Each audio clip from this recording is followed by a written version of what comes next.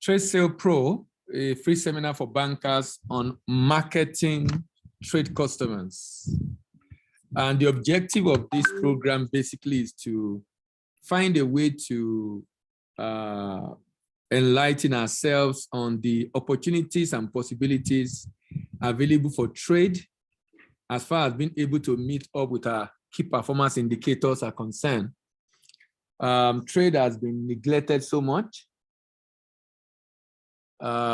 because it seems as if a number of bankers, particularly the young ones, are not aware of the potentials and opportunity inherent in trade, such that through trade, I can achieve my objective, both in deposit and income for my organization as a banker.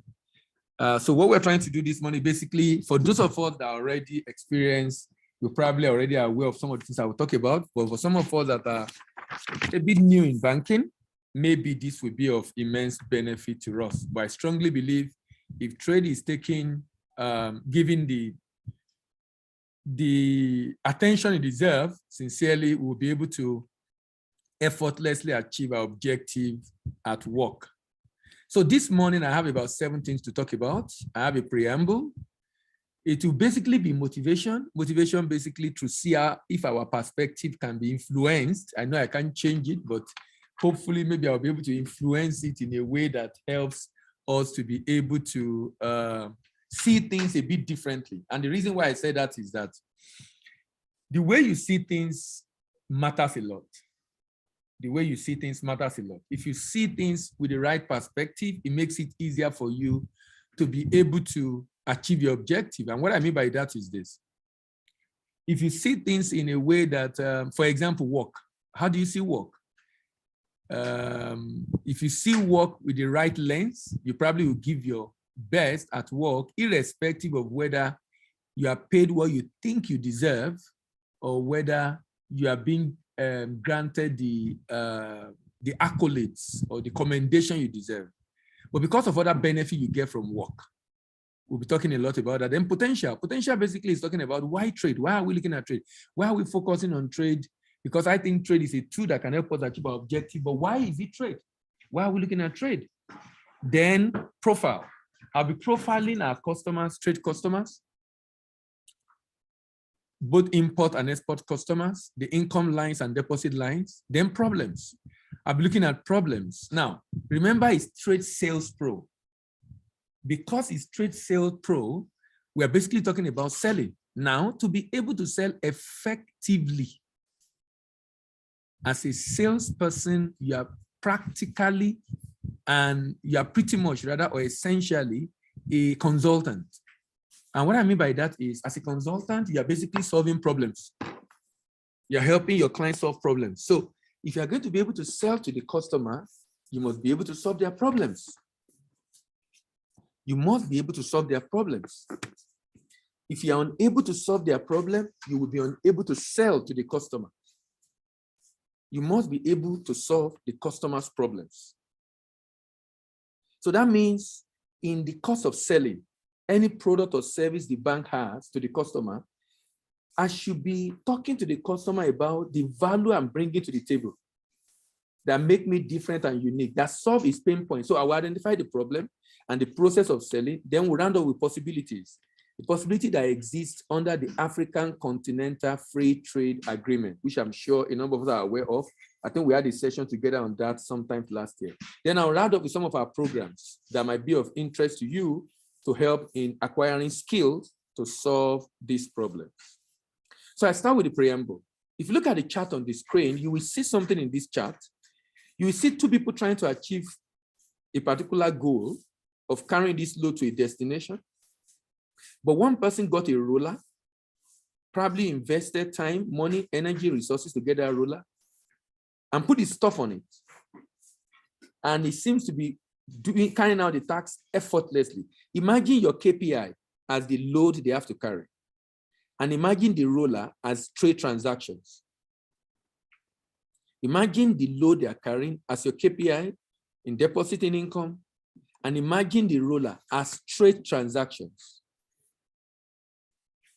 You see that roller is capable of helping to carry the load The roller is capable of helping to carry the load. Why? Because in Nigeria today, trade transaction is almost $120 billion. The question you should be asking yourself is, how much of that comes to your bank? If you are able to solve customers' problem and they route their import-export transaction through your bank, I can assure you, you will effortlessly meet your objective as far as income and deposit is concerned. You will find it easily to meet your objectives. The big challenge many of us face is we do the same thing the same way, and sometimes we expect a different result. Someone call it a flavor of lunacy, to be doing the same thing the same way and be expecting a different result. Because it won't work. It won't work. It won't work. Someone is raising up his hand.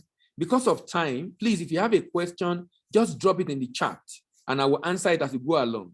When I finish, then we can talk. If you have questions, you need to talk when I finish. But if you really need me to make a point or draw my attention to something, please drop it in the chat so we can save some time. I saw Daniel hand up. Thank you very much. What we're going to be discussing today, for many of us, we are not aware of it. We don't even know we don't know about it. Unconsciously incompetent. My goal in the course of conversation is to make you to become consciously incompetent, to now know what you don't know. But ultimately, if you put what we're discussing into practice, you should become consciously competent. And if you continue to put into practice, you become unconsciously competent. Unconsciously competent. When you begin to put into practice what you know in such a manner that you do it without even thinking about it, like driving. You've been driving for many years.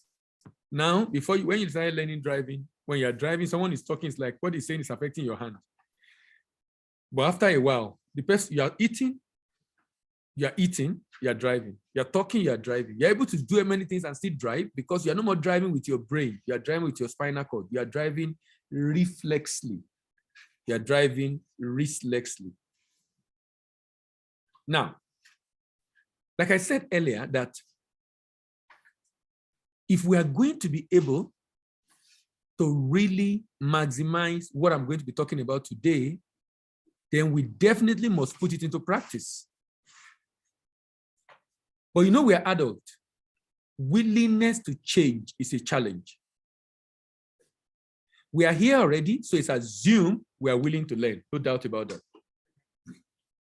But it's a different thing altogether that we are willing to change. Willingness to learn and willingness to change is what determines your teachability index. And the higher your teachability index, the research reveals, the higher your chance of success in life. The higher your teachability index, the higher your chance of success in life. But the question is, change can be challenging. But change is a sign of growth. So I've been making a lot of recommendations in the conversation of today, and my desire is that we'll be able to put some of those into practice so we can begin to see the result also in what we do in the new year.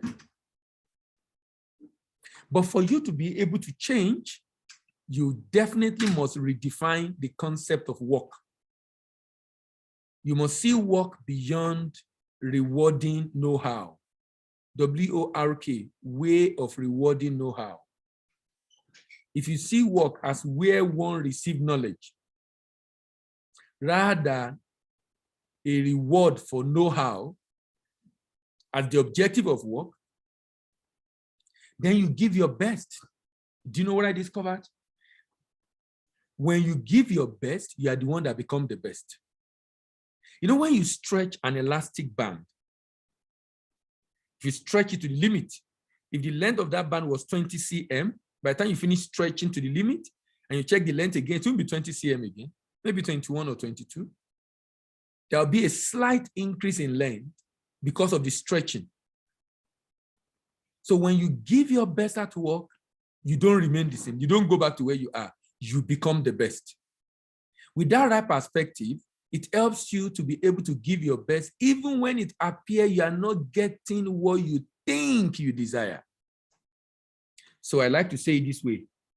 Be selfish enough to give your best to your employer, because when you give your best, you are the one that becomes the best. When you give your best, you are the one that becomes the best.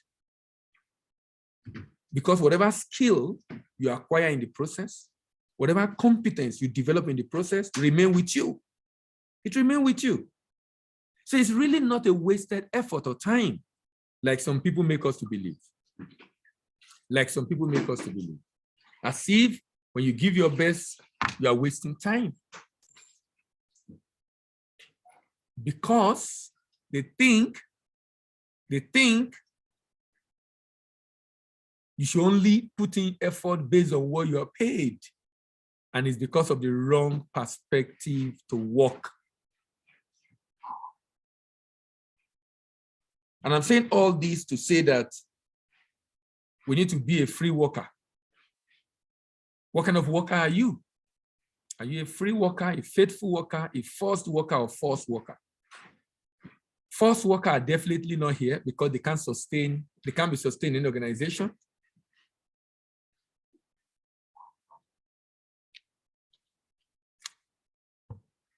They don't like working, they don't like the job. So it's easy to lay them off. Or are you a forced worker who like working, but do not like the job, forced to do it to pay bills? Or a faithful worker who likes working and like the job, but doing it for the wrong reason, to get to the top because of financial gain? Or a free worker who like working and like the job, deliver excellently. Look at what the free worker does. He's doing it for his dream.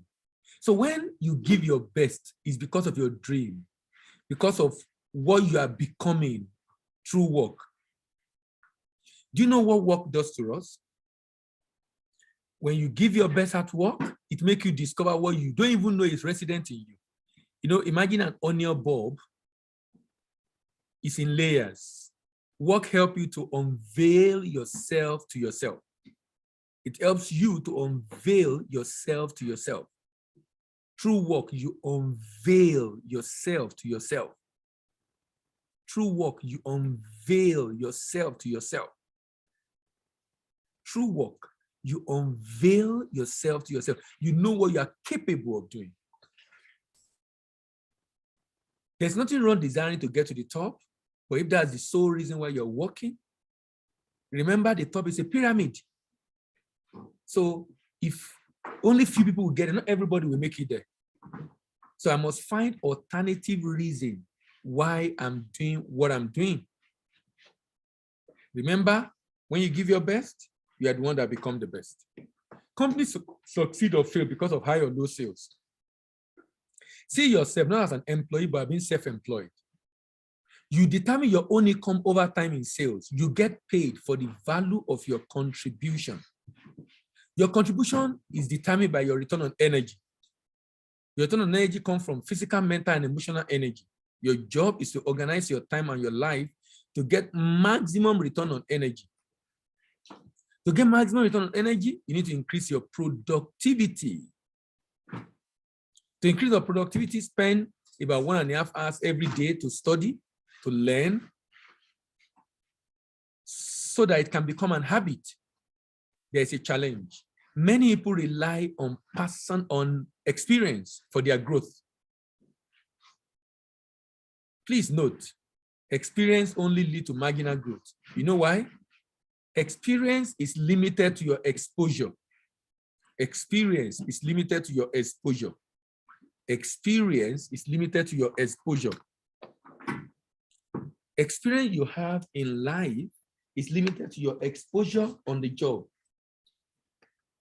If you don't have the requisite exposure, you will be limited. How do you increase your exposure? Through learning. That's how you increase your exposure. You increase your exposure on the job through learning. You increase your exposure on the job through learning. So through education, you increase your exposure. Experience leads to marginal growth. Personal development is what leads to exponential growth. One of the things I will be strongly recommending today is to acquire trade skills. Since there are opportunities with trade customers, if you acquire trade skill and you're able to solve critical problems for trade customers, I can assure you, you're going to find it a lot easier to attract them to yourself. And of course, like you will see when I begin to profile them very soon, you will be able to achieve your objective in income and deposit. What's your net worth? Because to be able to deliver, your net worth must be great. And I'm not talking about your bank account. I'm talking about the skill you have acquired, the competency you have developed, the degree of certification you have done, the kind of problem you can solve for people, the product of service you have developed to sell, and the quality of people in your network. The quality of people in your network. So credibility, companion, character, competence are much more important than cash. But interesting in that they all attract cash to you. And I'll show that shortly. Now let's move on to potentials. Potentials. Why are we focusing on international trade? Why are you focusing on international trade? Why? Why is trade so important? The world is a trade center. Trade is a lifeline of any nation. Every nation must trade. Either you are buying or selling, every nation must trade. Either you are buying or selling, every nation must trade. Trade is critical. Either you are buying or selling, every nation must trade. As a banker, it makes you perpetually relevant. Perpetually relevant. It makes you perpetually relevant. What exactly does that mean? What exactly does that mean? Your bank will always finance trade transactions. So if you're able to get trade customer, you keep creating value for the organization. It's also a good retirement plan. 10, 15, 20 years, whenever it is you leave banking, you might want to do something for yourself. An import-export will not be a bad idea. There are global certifications that make you relevant outside Nigeria. Trade constitutes over 20% of Nigerian GDP, and you see the data very soon. It's a tool that has potential to create jobs and reduce poverty on the continent. It's a tool that is capable of reducing inequality on the continent. Towards the end, I'll be talking about the African Continental Free Trade Agreement. And the reason for that agreement to be signed, with 54 countries already signed in Africa, is because of the fact that we're able to trade together duty-free. As a banker, it's a tool that can help you achieve your income and deposit target. And like I said earlier, in retirement, it can be an option of business you would like to do. Look at the volume of trade done in Nigeria in 2019 before COVID. You know, COVID was a very abnormal year. So if you look at what we did before COVID, you know, I also would like to say that we are still waiting for the data for last year, but this data gives us an idea of the volume of trade done in Nigeria. But the question I want to ask you is, what volume of this is passing through your bank? $62.5 billion in 2019. On the import side, 55.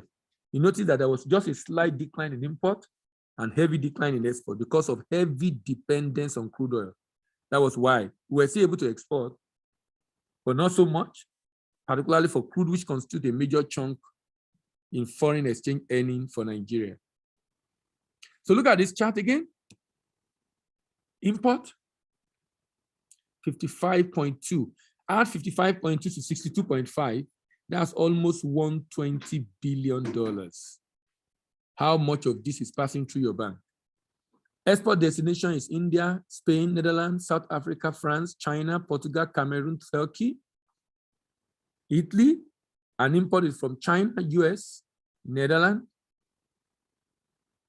India, Belgium, Germany, Russia, UK, Italy, Denmark. So what do we import? These are examples of customer you need to prospect. You are trying to prospect import customer.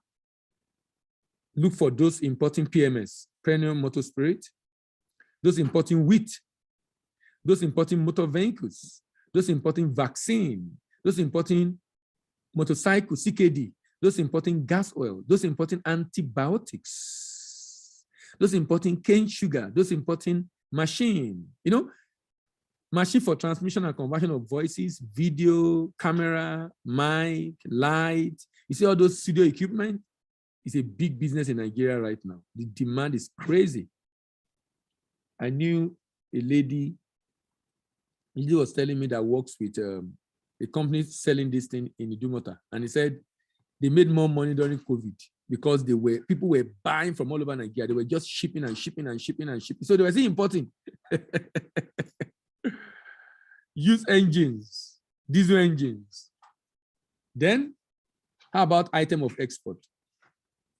Crude oil, petrol gas, natural gas, liquefied natural gas, sesame seed, fermented cocoa, urea. These are the customers you should be focusing on. Now, having explained why trade is important, and you can see that trade is a major force as far as this issue is concerned. If you focus on trade, if you take trade seriously, I can assure you can't get it wrong.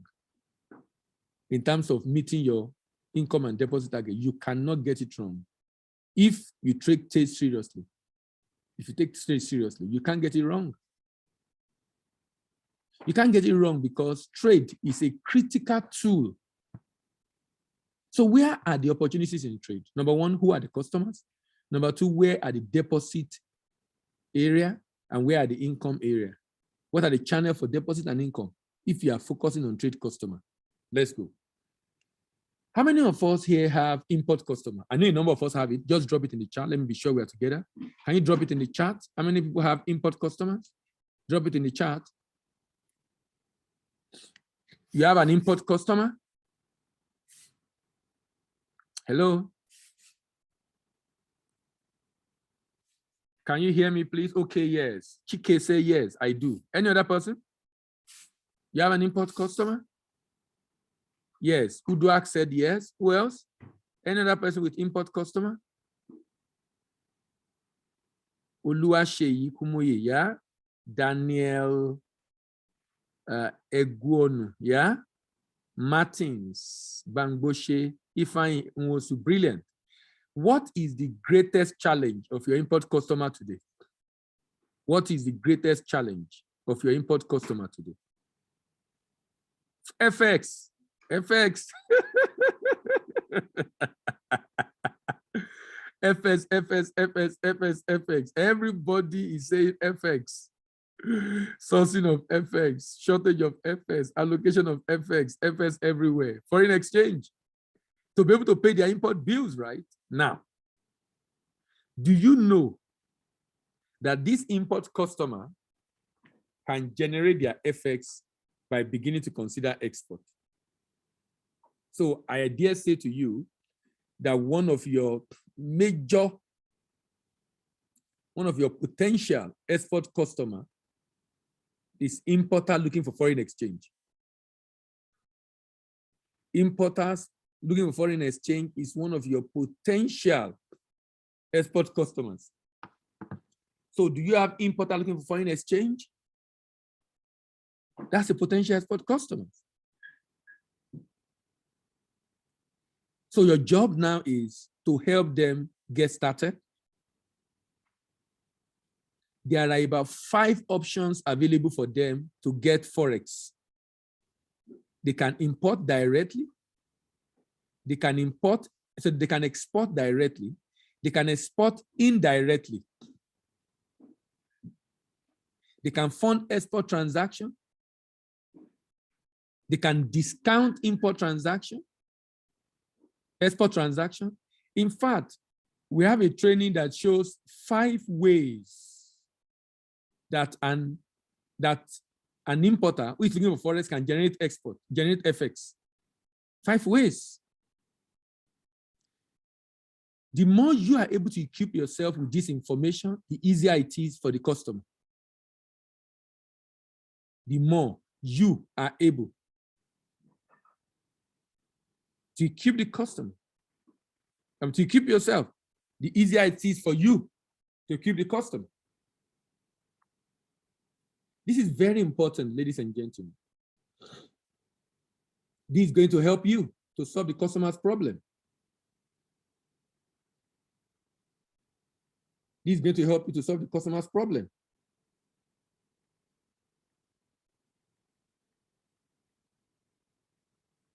This is extremely important. Do you know that?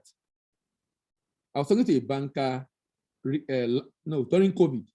He was telling me about his customer who is keen enough for foreign exchange, but the product that the customer produces in Nigeria, the product that the customer produces in Nigeria is being exported by his distributor. Beat that, just beat that. It's being exported by the distributor.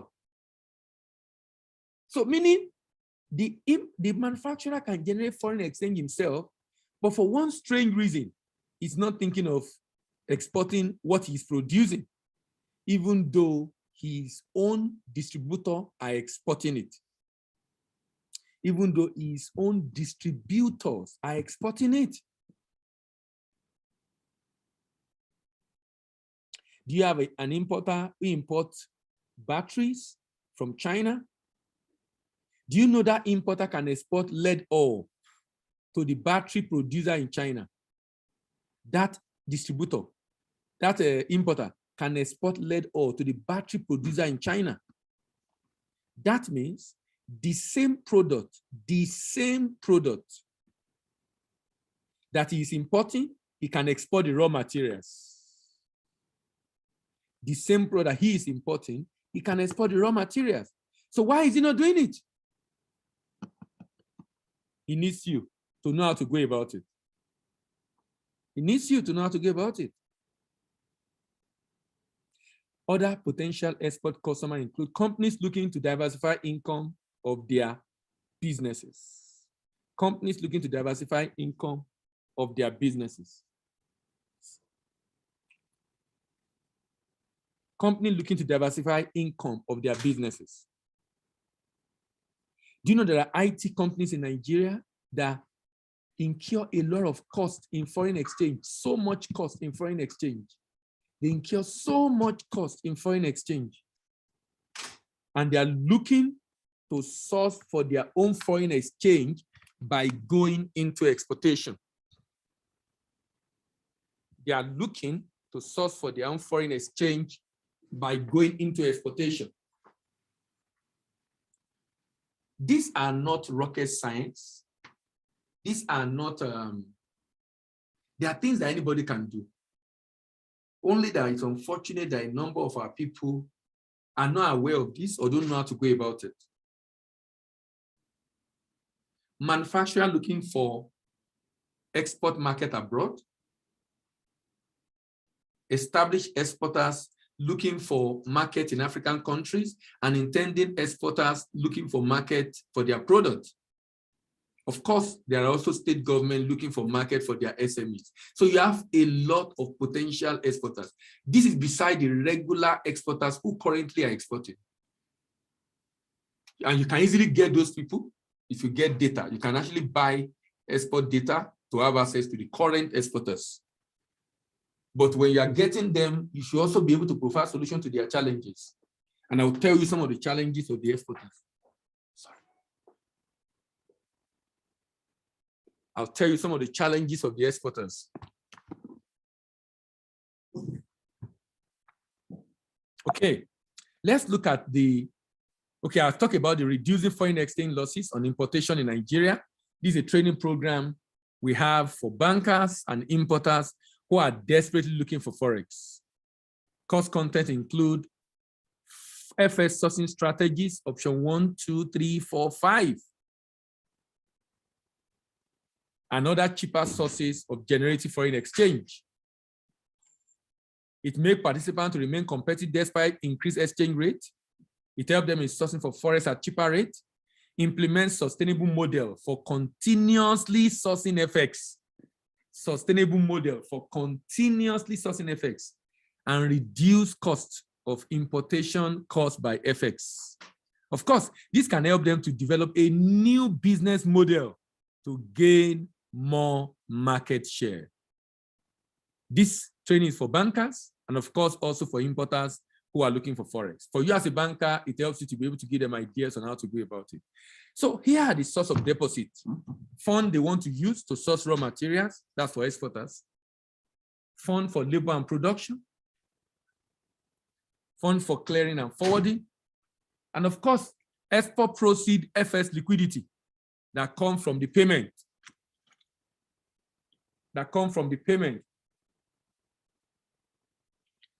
FS liquidity that come from the payment. Potential income channel from export customers. Float income.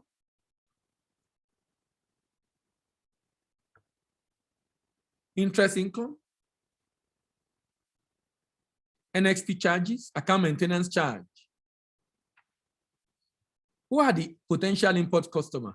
Traders, wholesalers, distributors, small scale manufacturers, large scale manufacturers, clearing and forwarding agents, logistic companies, supply contractors to large corporates and government agencies themselves.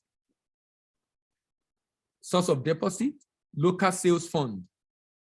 The fund they generate from their sale locally. The fund they want to use to pay duty. But more importantly, the fund they want to use to buy Forex, labor and production funds, and of course, clearing and forwarding funds. What are the sources of income? Float income from a deposit, interest income, from M charges, account maintenance charges, letter of credit and bill for collection charges, and clean line letter of credit charges, clean line charges.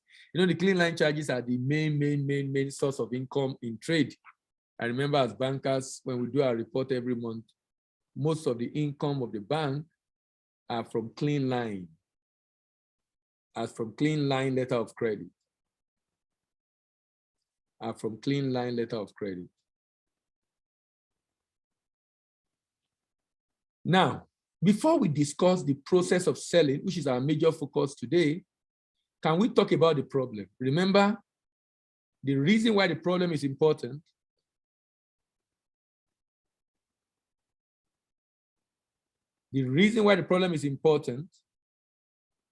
is because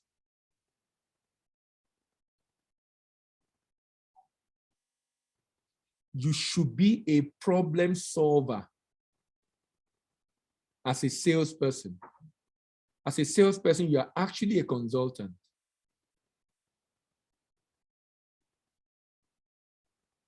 They're actually a consultant.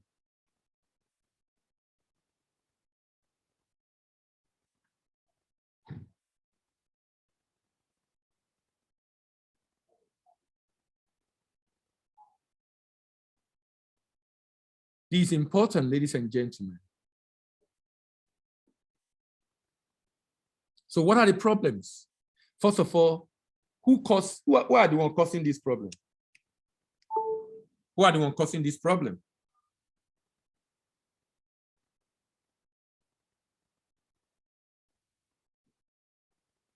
Who are the ones causing this problem?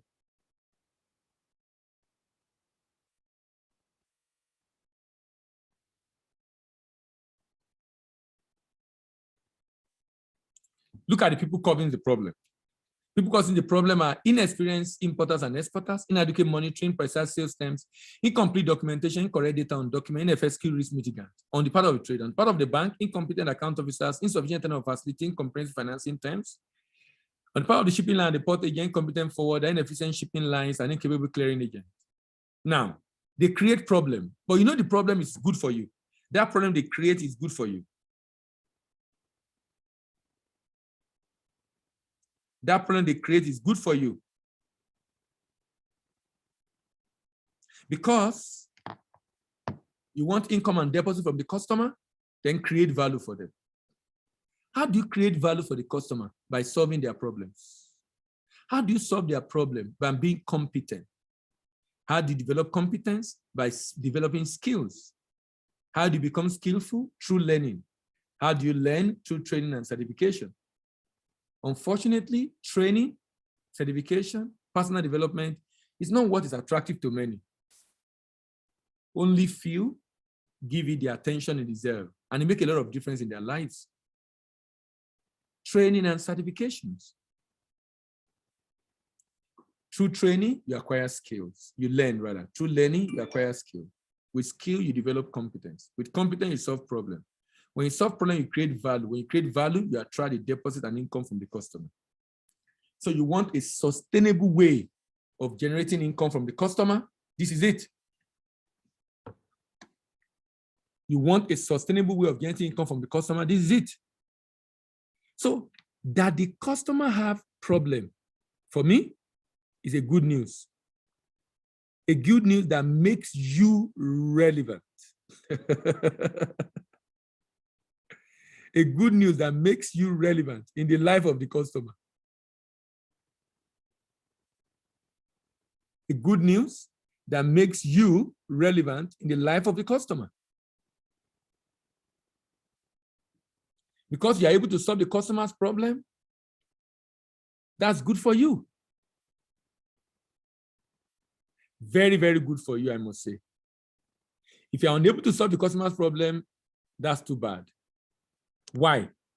Being able to solve the customer's problem, attract the customer to you, retain the customer's loyalty with you because you are a valuable account officer, relationship manager, banker working with them. So your deposit and income, from that you create value. Before you can create value, you need to solve their problems. Solve their problem, you need to build competence, skills, learning, and training. Now, so let's now look at some of those problems.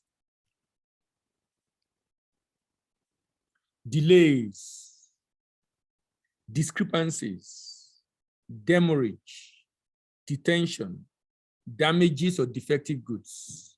These are called the 5 Ds of operational losses in trade business. The 5 Ds of operational losses in trade business.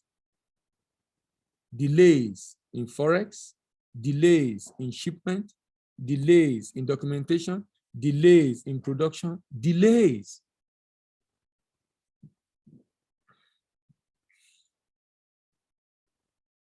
Your job as a salesperson is to find answer to all the causes of delays, all the causes of demurrage, how to also reduce discrepancies, how to minimize losses from damages, and of course, detention.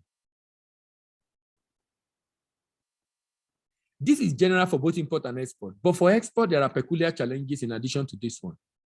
Challenges of what to export, products, at what cost, pricing.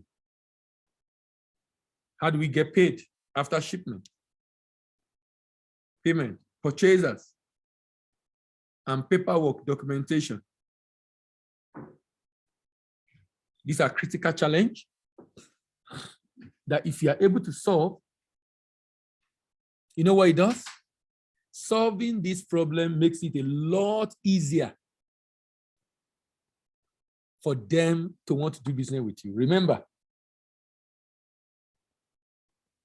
they have challenges. You're supposed to help use the relationship to solve the problem. But to solve the problem, you also need to be killed. It's only he that is well that can donate blood. You can't give what you don't have. Every one of us as human beings perform to install capacity. Every one of us as human perform to install capacity. Every one of us as human perform to install capacity. You install, you grow your capacity through learning. You grow your capacity through learning. And we all perform to install capacity. Another challenge is financing. Financing.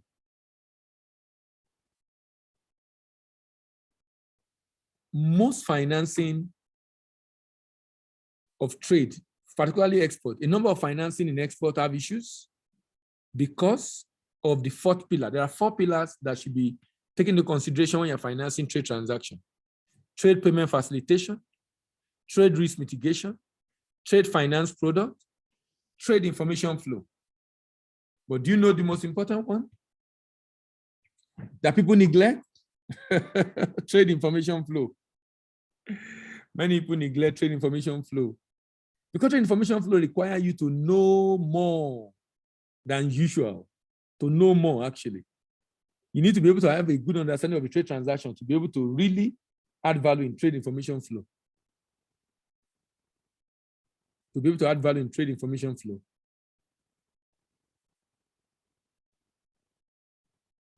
Because it involves monitoring. And to monitor trade transaction, you need information.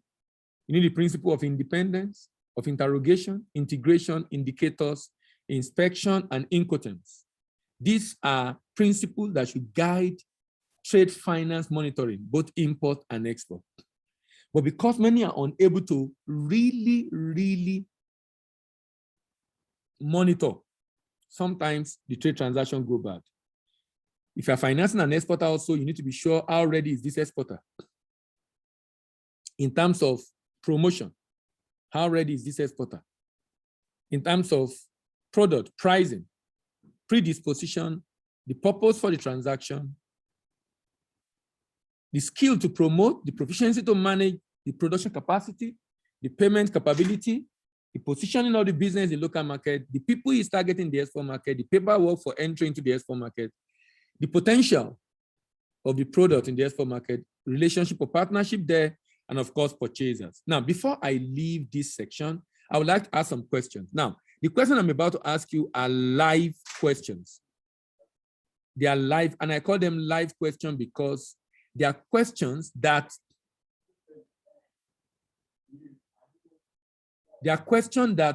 anyone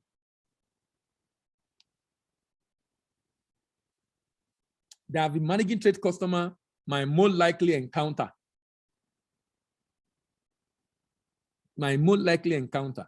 And I will appreciate your answer to drop it in the chat box. I have a couple of questions just to make it a little bit interactive before we move on. Number 1 question says, a customer wants to protect against a country risk in a trade transaction that does not allow letter of credit. What will you recommend? Kindly drop your answer in the chat box. A customer wants to protect against country risk in a trade transaction that does not allow for letter of credit. What will you recommend? Yes. Any thought on the answer?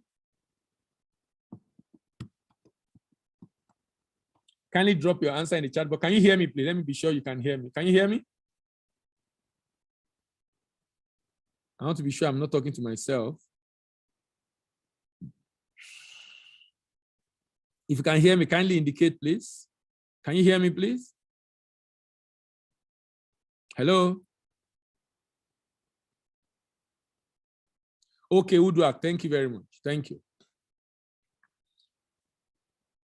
Okay, thank you, Martins. Yes. What's the answer to this question?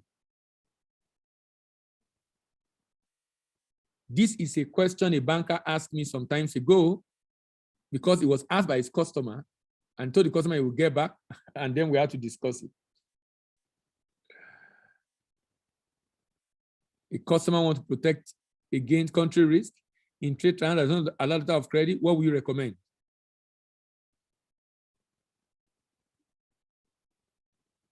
Another question. A customer wants to export under bill for collection, but wants the bank to do a post-export financing after shipment. How will you protect the bank? How will you protect the bank?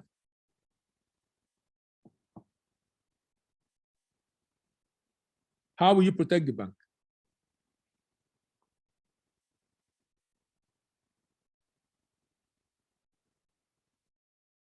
Yes.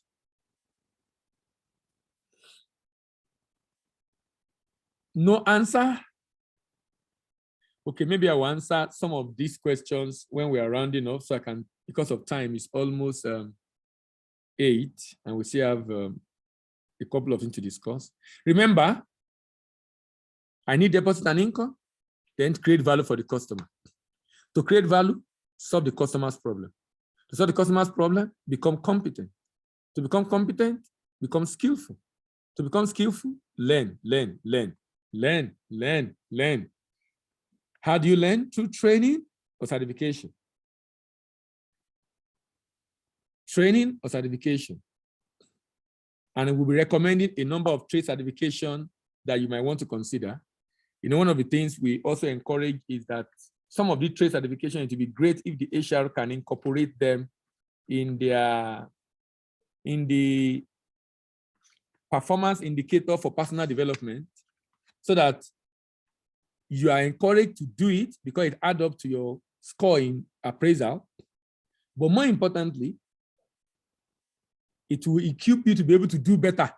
So it's good for everyone, both for the staff that have to do it because of appraisal, and for the bank, because at the end of the day, it helps the staff to equip themselves. So how do you know the area of trade that you need to develop? If you are new to trade, I would recommend you do Certified Basic Trade Professional. If you're an account officer and you find it difficult to solve trade customers' problem, I would recommend you do Certificate in Trade Customer Service, the certification in Trade Customer Management or Trade Customer Service. But to be able to know in general, we can help you if you fill this form. I've dropped a link in the chat. Thinking of broadening your horizon in trade in order to solve your customers' problem and attract them and their business to your bank. Then evaluate your level of trade skill and competence using this link. And I've dropped the link for you in the chat. You can click the link in the chat. If you click that link, it will open a Google form that you fill. When you fill it, it will be converted into a PDF report that will be sent to you. It will let you know what your score is and your area of improvement. Through this competency assessment framework, you will be able to identify your area of deficiencies. You will be able to identify your area of deficiencies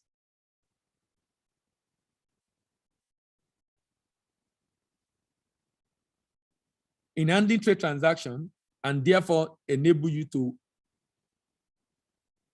know the kind of program you need to do in order to be able to be a solution provider to trade customers' problem. Now, having done all this, it's now time to discuss the real conversation. How do you sell to the customer? How do you sell to the customer? I'll be taking you through 7 processes involving selling, tested and proven, particularly to trade customers. It includes promoting or promotion, prospecting, preparation, presentation, pursuing, payment and partnership. Promotion. Promotion. Promotion. Promotion involves marketing activities that create awareness about the bank's services. This must be done on a regular basis in order to separate the prospect from the people in general. This should involve free and general import-export seminar for all the potential import-export customers as discussed. Such activity include marketing campaign through different channels. This promotional activity should be done daily based on weekly plan using ad that has been approved by the management. And of course, you can also buy data now. You are a merchant bank. Buying data might be a good one for you because then you'll be able to look for the people that have the volume that you are looking for because you are a merchant bank. So buying export data will be a good one. We can assist with export data, but import, will be a bit challenging, but export we can. But getting this data help you to be able to prospect. Prospecting, the prospect are the people that are showing interest in the product or service based on promotional activities. This is an important step and very critical phase in selling process. And the goal is to convert this prospect to a paying customer. The first thing to do is to qualify the prospect, and this means that you need to confirm if he or she needs the service. Calling them on phone to rate optimism about the value you have is important. You can also book an appointment to have a more detailed discussion, maybe virtually. If possible, avoid sending mail at this time because it might end up in their trash. If the client is very busy, that's a big fish for you. Persist until you're able to get, even if it's 10 minutes of his time. Even if it's 10 minutes of his time, persist until you're able to get, even if it's 10 minutes of his time. Keep persisting. Decline detailed conversation on pricing on phone. Try to meet the customer and sell the value of what you have. Preparation. Before you meet the customer, when you have booked the appointment, before you meet the customer physically, prepare. What are the items of preparation you need to do? Write out your script. You don't need to read your script word for word to them. It's meant to guide your thought process and flow in conversation. Writing out questions you are going to ask is important. Remember, selling involves asking questions. You must ask questions to know the prospect need. The question can include knowing the different challenges they have, delay, discrepancies, demurrage, forest issues. Questions should be mostly open-ended, and this must start with an interrogative pronoun. When you want to ask questions from customer, you need the customer to explain. If the customer is going to explain, then it has to be an interrogative pronoun. It has to be an interrogative pronoun. That means the first word in your sentence must be which, what, where, why. Not have you or do you, because that will be a close-ended question. We should be using only when you're closing the sales, not when you are trying to get the question to open up to ask questions, to open up to tell you what you want to hear. And you should also at this point remember to build objections, your likely objection and answers. Write your script, write the question you want to ask, build anticipated objection and answer to them. Then the presentation proper. The presentation proper. The presentation proper.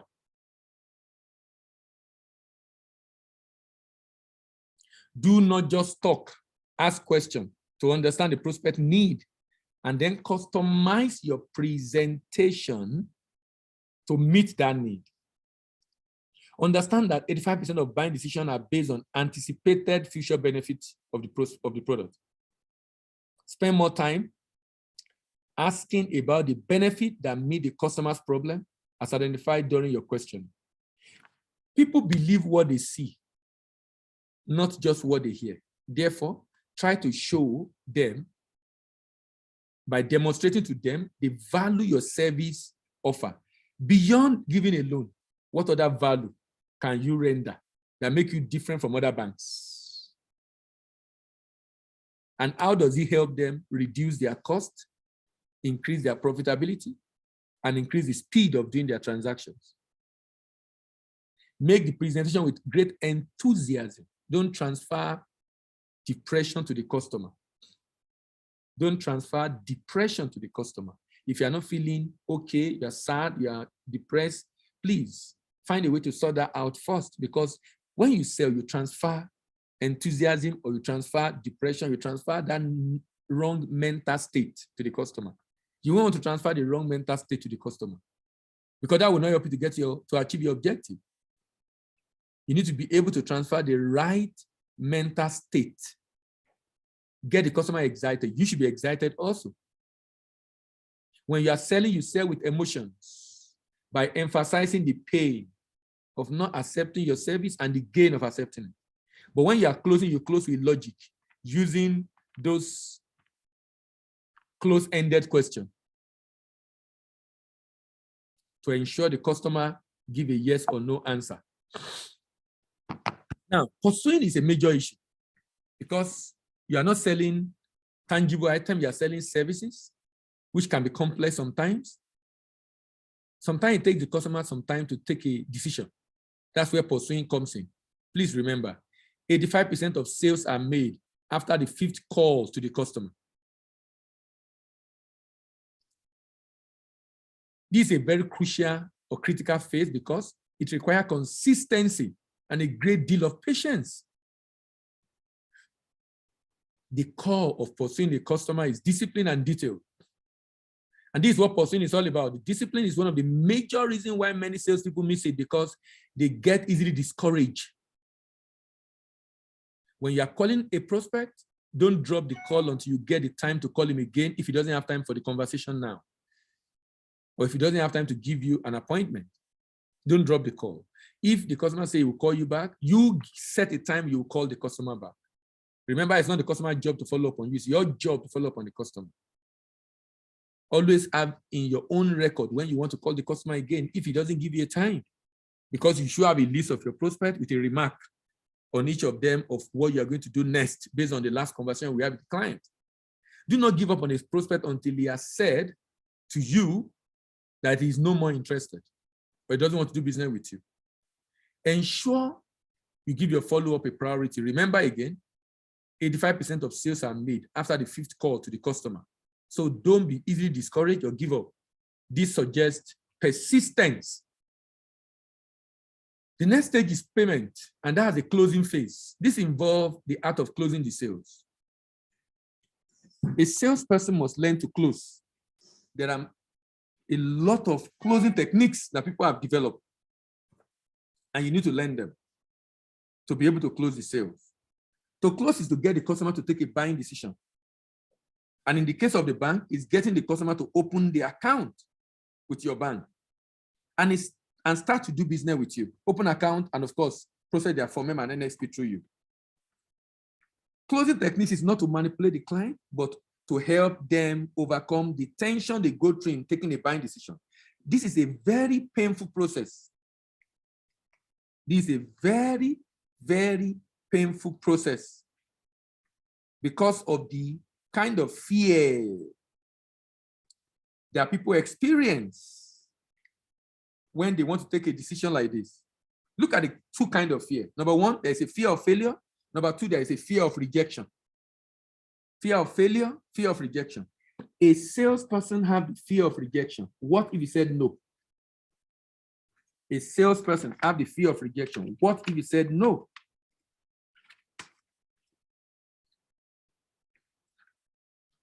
But the person buying have the fear of failure.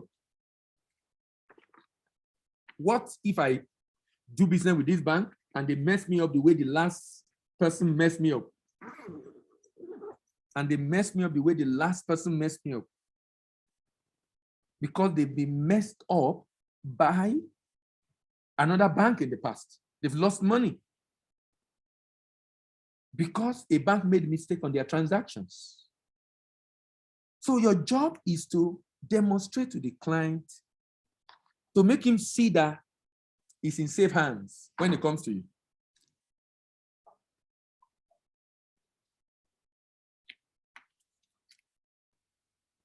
To make him see that he's in safe hands when it comes to you.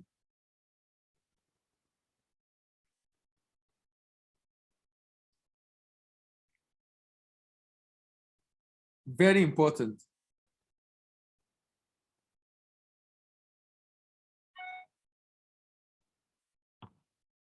If he doesn't see himself being in safe hands, that will be a challenge.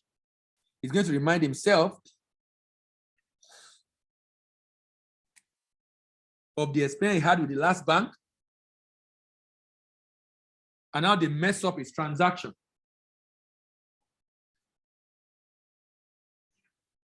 And he's going to use that as the reason why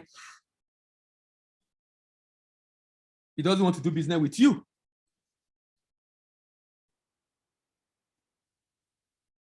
You are not expected to pressurize your prospect into buying. However, there's only one pressure allowed in sales. It's called the pressure of silence when closing sales.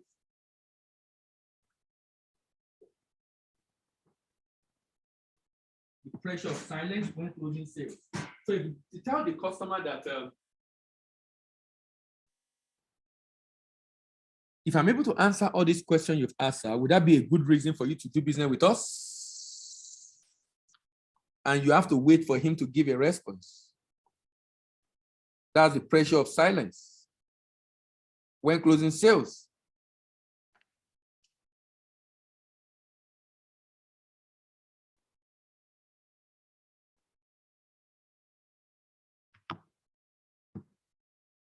In order to close sales, never get desperate to the extent of arguing with the prospect or knocking the competition or overselling your service.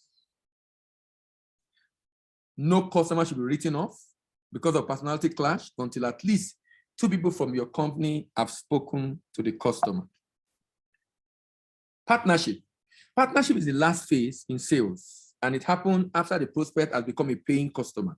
This phase involves getting the customer to recommend his friends, his allies, building a relationship with the customer, getting repeat sales from the customer. It is important to know that rejoicing on a closed sales is unwise if you have not yet get a customer to recommend someone telling you about a client that is interested in the service and linking you all with such customer actually. Linking you all with such customers.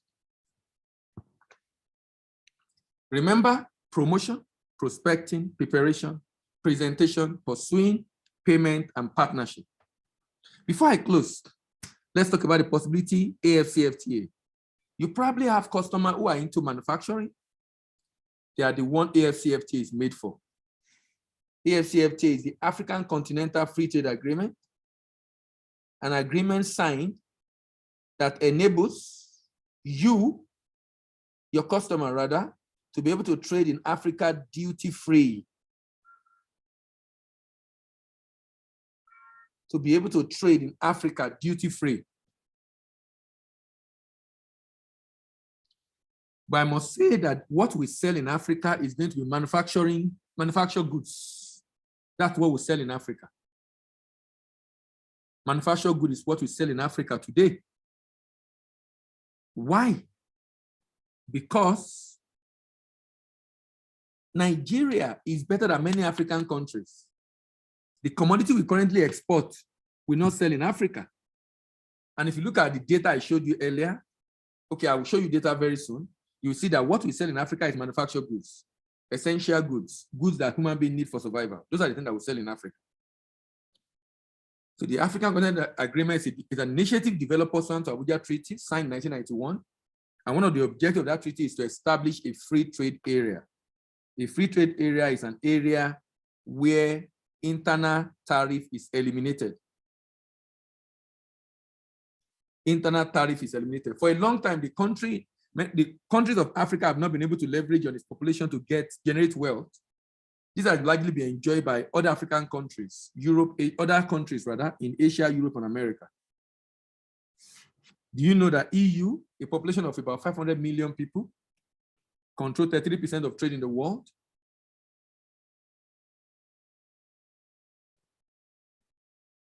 And about 70% of that trade is intra-EU trade. Let's come to Africa. Africa, with about 1.3 billion people, control about 2.5% of trade in the world. And only 18% intra-African trade. That explains the reason for our challenge, why we are able to really do well in this space. Why we are unable to do well. So AFCFTA is going to change this paradigm. AFCFTA is going to change this. Because the goal of AFCFTA is that by 2030, we should have increased intra-African trade by at least another 18% to be about 34, 35, or 36%. And then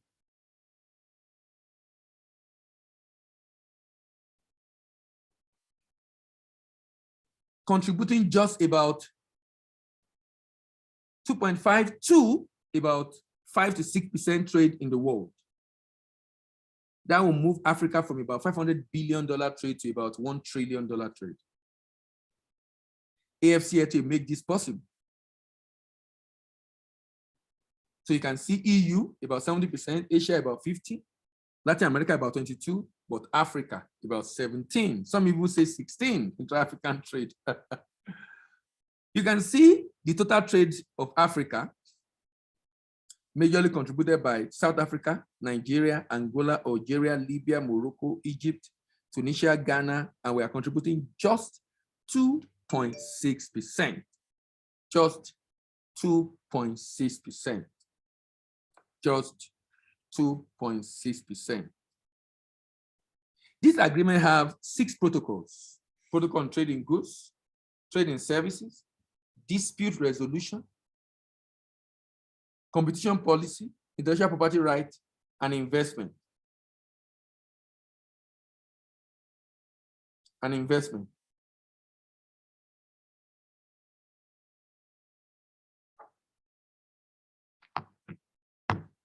The first one has been concluded. That's what we are working on now.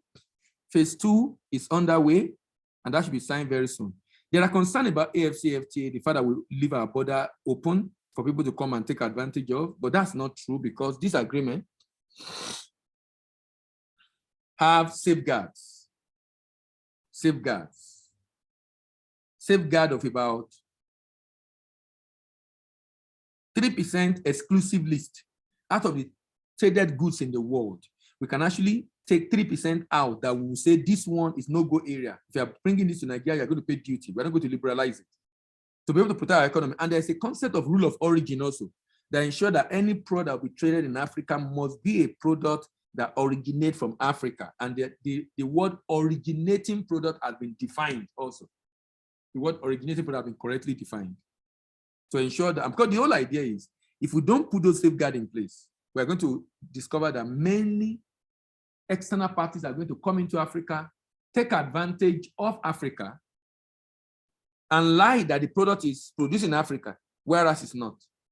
And that means we are going to be selling products in Africa duty-free that is not produced in Africa. That means we are not benefiting from those products. We are not benefiting from those products. Services that will be traded in Africa include business support services, financial services, tourism, transport, communication. So far, 54 countries have signed, 41 have ratified, 38 have submitted an instrument of ratification.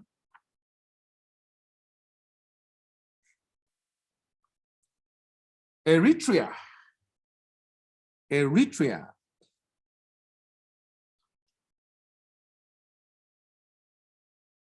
is the only country that have not signed. I don't know why.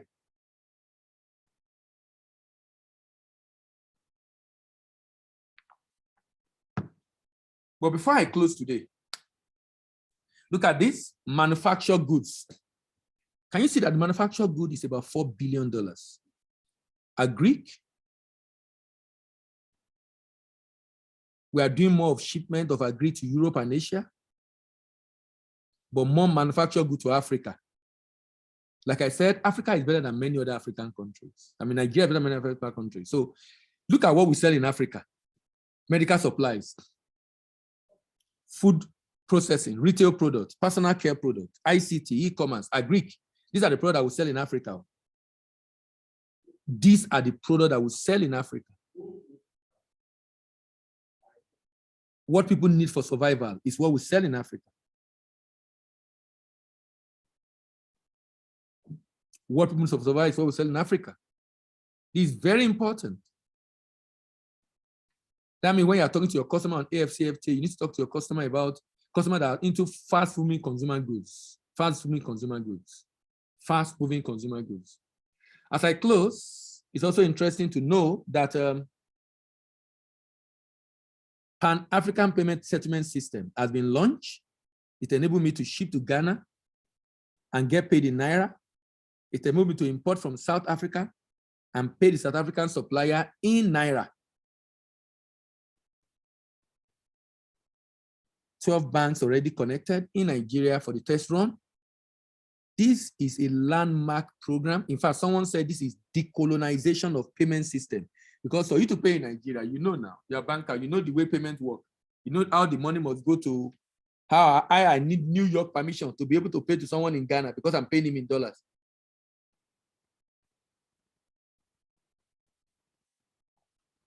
You know?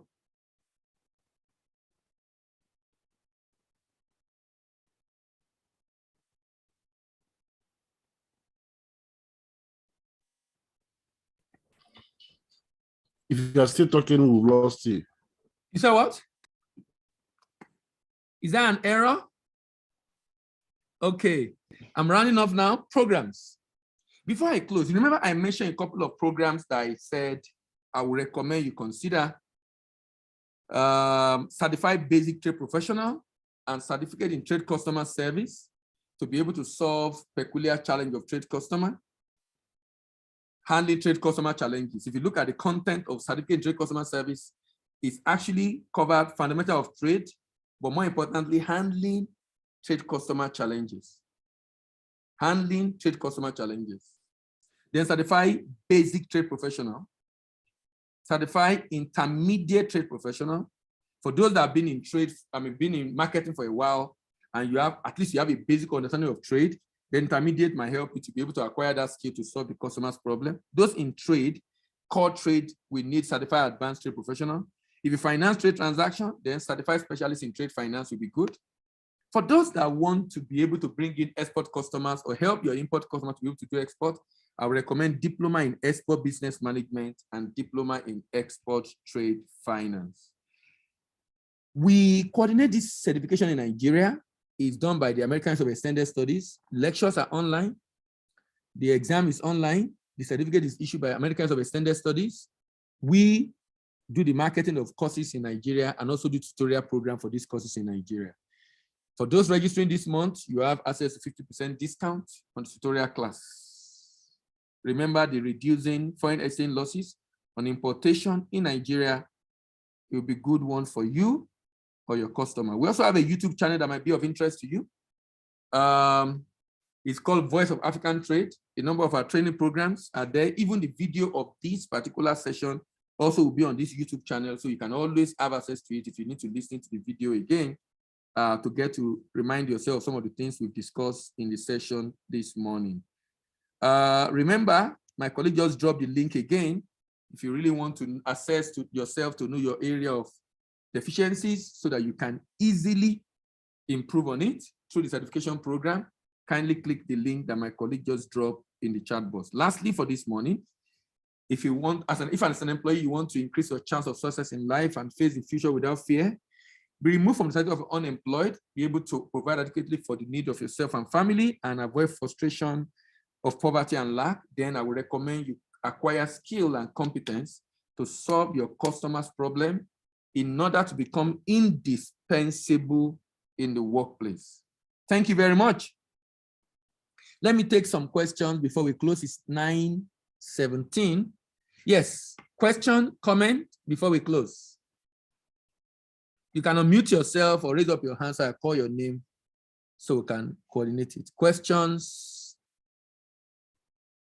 Yes. Hello, can you hear me, please? Hello, are you there? Hello?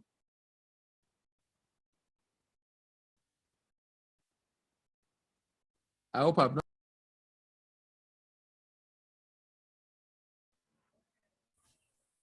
Hello, can you hear me? Hello. Okay, we didn't hear you for a while, but we can hear you now. All right. I was just asking question, comment before we close. Yeah, I was asking if we can use this time to ruminate over those questions that there's a series of trade questions that you asked during the course of the lectures. If it's possible, we'll go through. If you can give us your insights on the answers of those questions. Yeah, I'm going there now. The first one says, a customer wants to protect against country risk in a trade transaction that does not allow for letter of credit. What would you recommend? counter guarantee and counter standby. Counter guarantee and counter standby. And the reason is because we need an undertaking of a bank, and we want to hedge against a country risk. So we can't use a guarantee or a demand guarantee or standby. We need a counter. A counter means if I get a counter from Venezuela, the counter might go to US, and from the US it comes to Nigeria. That means if I'm going to claim payment, I'm going to claim payment from the US, not from Venezuela. So it shields me against the country where the payment is supposed to be coming from if I have concern on country risk, which could be political or economic. A customer wants to export under a bill for collection transaction, but wants the bank to do a post-export financing after shipment. What would you recommend? Avalization of bill of exchange. Avalization of bill of exchange. Avalization is said to happen when a bank guarantee an accepted bill of exchange. When a bank guarantee an accepted bill of exchange. That means an importer have received document from the bank, sign an accepted bill of exchange, but the bank guarantee it. That means a Nigerian bank can then accept, based on the guarantee of that bank, having checked that they are comfortable with the risk of that bank, they can go ahead and do a post-export financing in order to be able to provide funds for the customer while waiting for payment to be made at maturity of that bill of exchange. An exporter approached the bank to protect his proceeds in an export transaction that was done on open account. What would you recommend? Export credit insurance. Export credit insurance. And Nexim already have a product like that to protect against bill for collection and open account in export transaction. I know CBN does not allow open account, so maybe a bill for collection in export transaction. What that means, you're spending payment and there's no guarantee of a bank, but you can use an export credit insurance. And please note, Nexim have that product now, and they have a reinsurance from outside Nigeria on that. An exporter approached the bank to finance an export transaction based on an LC that is available with the importer's bank. What would be the what will you express? What concern will you express in this transaction?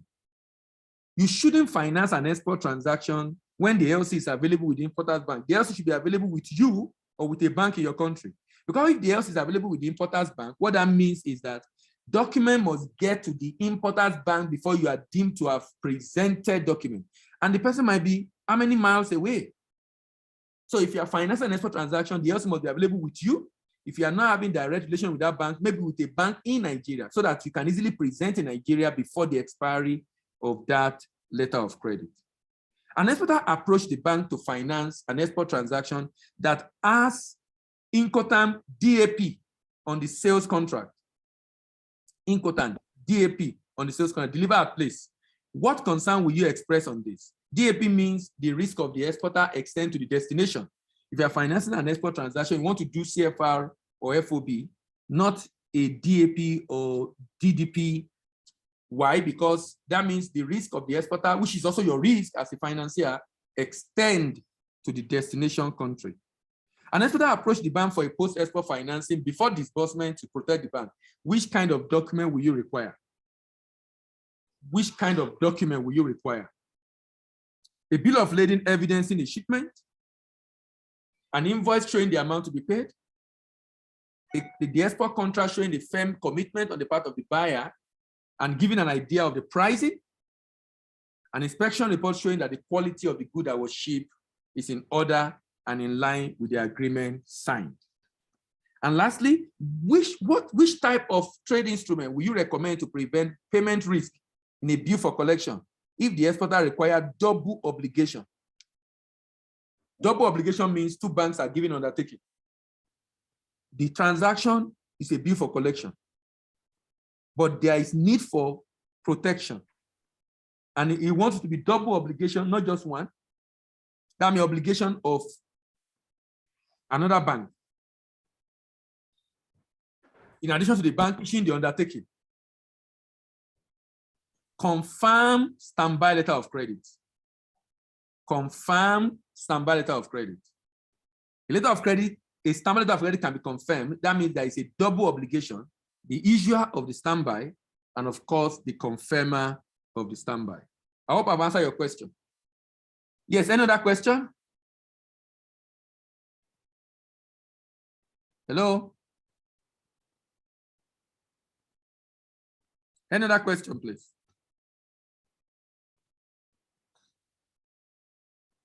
Can you hear me, please?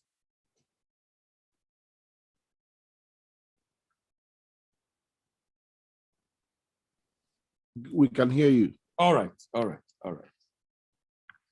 Okay, in the absence of any question, it's 9:30, 24. Thank you very much, everyone, for being able to make it today. See you some other time. Have a wonderful day. Bye-bye.